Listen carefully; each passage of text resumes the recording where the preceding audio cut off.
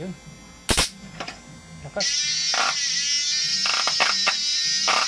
Lakas.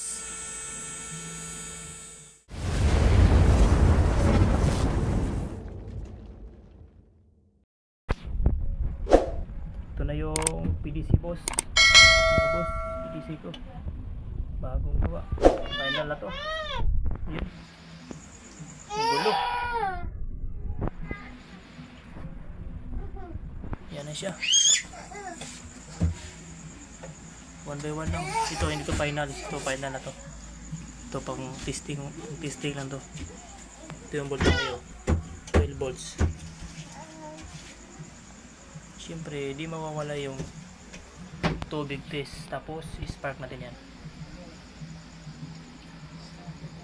Pandarin natin. Testing na lang to. Testing muna to. Ito pa tayo final.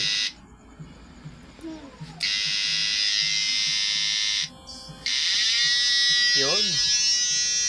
Yung mga boss, oh. Yun. Lakas.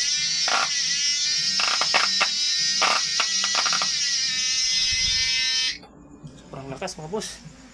Delikado. Testing natin mga boss sa 1000 watts na halogen. PDC output. Testing nga.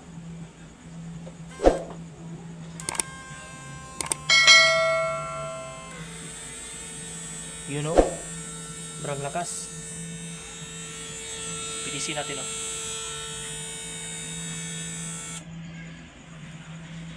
Tapos ngayon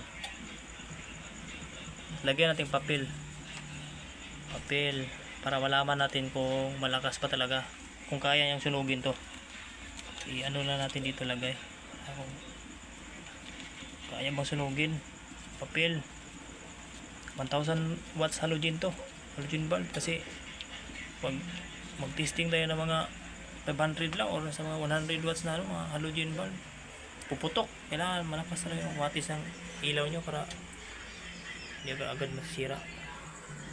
Testing natin kung kaya ba niyang sunugin. Malalaman natin kung malakas ba talaga. Yan, dikit na natin dyan. Tapos paandar, painaan muna natin. Anda, ay hina muna. Yun ang tunog ng transformer. Ito yung volume. Anda natin, ha. Yun. Ano mga boss, gaano kalakas. Kita nyo yan, sunog talaga yung papel. Baho mga boss, oh. Sunog. Sobra sa lakas. Yun, nagbabaga. Init yung halogen na yan. Ayan, sunugin na. Sunog siya.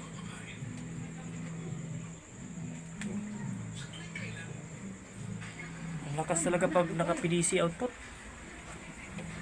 You know.